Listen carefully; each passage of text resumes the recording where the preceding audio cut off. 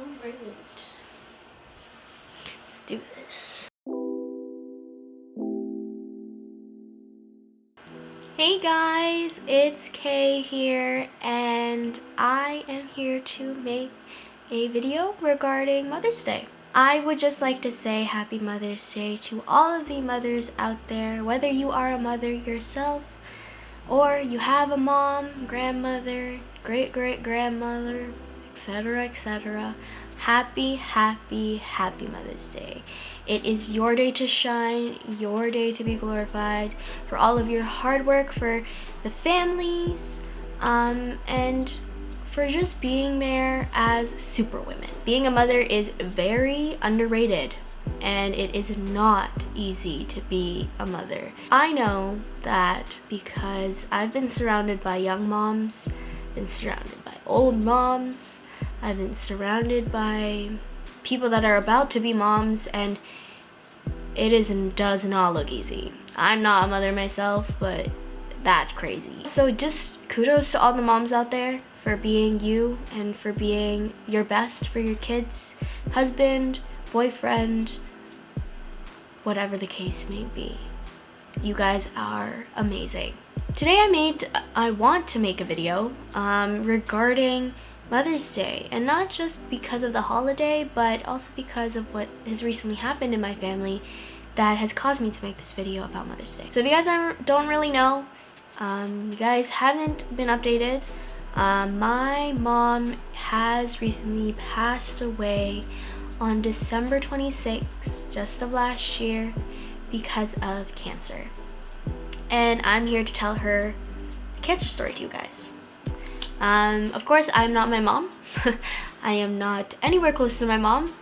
I mean, a lot of people say we're kind of similar, but that's besides the point. I'm just here to talk about what I saw within my mom's cancer story that should be shared to you guys that have had questions. I know a lot of people that have went to my mom's memorial service, which if you are watching and you did go to my mom's memorial service, thank you so much for showing up and for being there for the family. We really appreciated it, and we really did remember all of your faces because there were so many. Like, if you weren't there, like, people were actually like outside of the auditorium or like the chapel of the funeral home, and the capacity was already supposed to be fitting 300 people. So, you know, I went up for my speech and I was like, I had to like look back down at my papers because I was like, whoa, that's a lot of people. It was a tough day, and the burial was a tough day as well, but I appreciate all of you guys showing up and for being there for the family, especially the Ibusans, the Pantas, and yeah, just thank you. My heart goes out to you guys, and our family appreciates you all. So my mom's cancer story. Well, let me start by saying that my mom did not really tell my brother and I what she was going through within the moment. What I mean by that is my mom was very conservative, and she wasn't that person to express her emotions. With that being said, there wasn't really a lot of information the past 4 years regarding it. So I'm just going off based on my experience and what I know, and in no way, shape, or form am I an expert on any medical stuff. So please do not come at me for not saying proper terms or names. So thank you. So my mom's cancer story, let's begin. My mom was diagnosed initially back in 2016 of pancreatic cancer. I know for a fact that her issue started off as pancreatitis, which is inflammation of the pancreas. From what I've done with research, inflammation with any abdominal organ is not safe at all. If it's not taken care of or it's not properly watched over, it could cause a tumor. And with that being said, my mom did accumulate a tumor. We don't know when the tumor came up, but she did mention to me that under all the inflammation could have been the tumor, because the tumor was pretty big when they found out. The inflammation was gone. They did another scan and they saw the tumor. Crazy, right? You can't see a tumor through inflammation. Yeah, so they didn't see anything. They didn't know of anything. And so she developed a tumor, and she had to take the Whipple procedure onto herself, where she had to cut off half of her pancreas, and her organs had to be moved around so that it can compensate for half of the organ. So her stomach, instead of being it up here, it was somewhere over here. It was just all over the place. So it was a new puzzle that they had to figure out. And the procedure took the day, and I was able to see her in the ICU after the surgery. So I was able to see her after in the ICU, and with all of that going on, I didn't really, take it in that my mom was having cancer, or having a surgery for that matter, because she only mentioned that she had pancreatic cancer a couple of days before her surgery. And that's also another shocker that I had to go through myself. My mom didn't tell me about her cancer or about the surgery until the same week of her surgery. And being a 16-year-old, I was confused. I didn't know what was going on. I was in the dark. And I reacted in a way that I was like, okay, she's going through surgery. She says she's confident. She says she trusts the Lord. She says whatever happens is under God's will. And I said, okay. Because knowing my mom, she was very strong. She was a very strong woman. And if you know her, she was one superwoman mom. So I trusted her.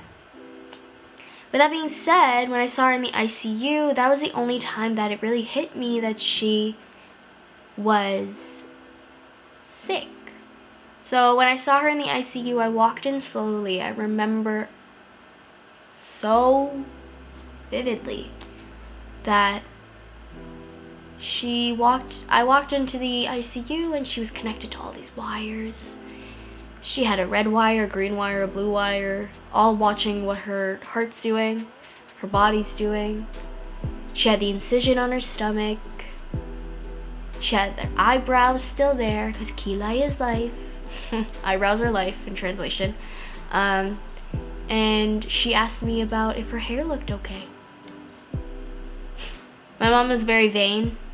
She never wore makeup outside of the house. If she had to pick up my brother from school, she would put eyebrows on, mascara, concealer, put a bit of blush on, and transparent powder, a bit of lipstick, her favorite nude color, and out she is at the door. And if she went to anything, anywhere, without makeup, big sunglasses that covered everything. So that's what she was afraid of, her eyebrows and her hair. And if the incision looked clean. So, she kind of made the mood a little bit light, so it wasn't as scary for us, for me and my brother growing up. My brother was younger as well. So, average. So she went home. I had to administer blood thinners to her through a needle, because my brother and my dad can't really do that, and they're not really gutsy or brave for that matter. And it was just smooth sailing until then. Moving on to 2017, she was basically cancer-free for a year in August, so we went to the Philippines and we basically celebrated that. We went to Cebu, we visited the beaches, and we jumped off cliffs. She jumped off a cliff, right? So she was happy. She was really living life to where and what she wanted to do. And I'm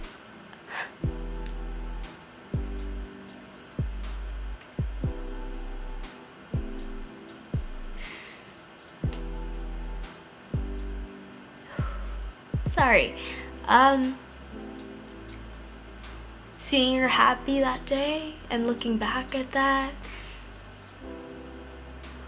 it was refreshing to know that she feels great. after how many years? 2 years of not feeling so great. She was happy. She was enjoying herself, and I was happy too.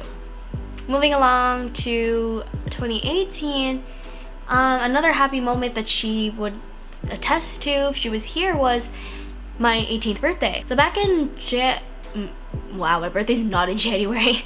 Back in October of 2017, I said no to a debut because I just didn't want to be that girl that had a debut. And I believe she really wanted me to have one. So then I really considered it, and I finally said yes in August. Nope, April. In April of 2018. And I have a card that shows her way of saying thank you because she was so grateful for me having it. So 2018, we celebrated my birthday, and I remember standing up saying my speech, and I remember seeing her on the side just being so happy because she was really, really happy. And that was the last birthday party I had with her. 2019 moved along, and it was one hell of a year. Because it really was. We found out that she had liver cancer. It showed up in her liver, and there was nothing we could do about it. We only found out, my family and I, or my brother and I, for that matter, in August of that year, and we didn't know how long she had that idea for. So moving past that, of course I was feeling scared, I was feeling confused, but at the same time I was very, very, very optimistic because I was like, hey, she went through pancreatic cancer 3 years ago. Why can't she do it now? Little did I know that liver cancer is very difficult to overcome, and she had no way of overcoming that. So I didn't really think of it much about her leaving this life and her not physically being here anymore. I didn't think about that until after she passed. Because I held that very strong and brave and personality that she had. And growing up, she didn't want us crying, she didn't want to see us sad. So I took up on that, and I didn't want to show any weakness because I was ready for this battle. Spent a lot of time on her birthday. Her birthday was also a rough day too, but that's besides the point. My brother and I started singing her songs so my brother can play the guitar. So me and my brother started singing songs to her, and she was already starting to feel a lot weak, and she was very skinny and not able to walk. She was in and out of the hospital between September, October, and November just for appointments, going in and out, and then December hit, and that's when it all went down. Dad told us to go over to the hospital because he had to tell us something, and he finally told us, hey, Mom is not good. She's not gonna get any better anymore. So you have to spend as much time as you can with her now. I held it in and I said, okay, this is it. We can do it. But my brother and my dad really took a really hard hit of it. It was a lot. Christmas season, usually everybody's enjoying themselves. Me and my mom would always be going out to buy Christmas gifts. No, not anymore. With that being said, we move on to her last week of her cancer journey, and I was there for her last words, basically. She was basically, it just happened just like that. I was feeding her eggs in the morning just to eat, and she went to go to sleep in the afternoon, and she just didn't respond anymore. She was breathing, but she wasn't talking. So that was it. That was the week. We just had to wait. So that whole week, we're waiting and waiting and waiting. Christmas Eve came, nothing. She was still here. Christmas came, nothing. She was still here. And then December 26th, is when she finally said goodbye to us. Passed at 2:30 p.m. in Richmond Hill, Ontario, at a hospice. And that day I will probably never forget the rest of my life. Never not unsee. And it was just a reality check for me. Being 19, I mean, I've experienced quite a bit of life already, but I have a lot more to experience. And this really taught me that. Without my mom, things are a bit different. I had to go through that. I had to figure that out myself. And I had to know how to cope with myself without not having a woman in the house. It was just me. I have my brother and my dad. 2 boys. What am I supposed to do? I cried for help a couple of times to a couple of my friends. And I appreciate if you guys are watching. I love you guys so much. Mwah. But a lot of the times I was in the dark crying by myself, figuring out what to do. And a lot of what I self-evaluated and self-reflected on was my relationship with the Lord. I didn't really fully grasp my relationship with Him until quarantine hit and until my mom left. Because and you can believe me or not, but when I pray or when I'm in the presence of the Lord, I really feel my mom there. And it's helped me to reach higher heights with my relationship with the Lord and really experience what it actually is like to be on a high for wanting to be in the presence of the Lord. So I learned a lot with my faith. I learned a lot with myself. I learned a lot with how to cope with my family and all the special loved people around me. And with that being said, I am on a very good journey right now. I am not afraid to speak about anything about my mom. I'm not afraid to talk about cancer. I'm not afraid to talk about death. I'm not even afraid to talk about my relationship with the Lord. Anything, you guys, and I'm reaching out to anybody, any of you guys, and anything you guys want to talk about with me, and if you have any questions, I am an open book if you come to me. I may not be the most approachable at first, and I may not have the most friendliest aura, but if you come and talk to me about the real stuff, I'll talk to you. And yeah, with that being said, my mom's journey was different. It was new to me. It was new to a lot of people. It shocked a lot of people during the memorial service, and it shocked people how strong our family was. And I'm super grateful for my family, super grateful for the loved ones around me, for my church family, Skyway Christian Assembly, and for everybody watching this video, for tuning in up till now. It's not easy to talk about death. Someone passing away in your family, it's not easy to talk about that. And I appreciate you guys sticking around, for listening, and for paying attention, because it's, you know, you can easily scroll through something on Instagram and you can easily just press the like button and scroll away and not even read the caption, not even know what it's about. I do that. So, you know. So that was my mom's journey. That was what she went through, and that is what I knew of it in my perspective. Right now, everything's good. Everything's okay. Family's okay. And Mother's Day is just going to be a day where I commemorate her. And we'll go visit her grave, and we're going to go visit her. So, you know, everything's fine. Happy Mother's Day to all of the mothers out there for being such beautiful, strong women. Continue to be the light in your family. Continue to love on others. And for people that are watching that are just my age or whatever, like, yo, just love on others. Forget about the bitterness that you've had with your past friends, your ex-friends, your exes, you know, just negative. Ouch. And just love. Ew, that's so weird. Just love, you know? Just love. Mwah. I love you guys. Thank you for watching, and I hope Mother's Day does you sweet. Bye. Thanks for listening.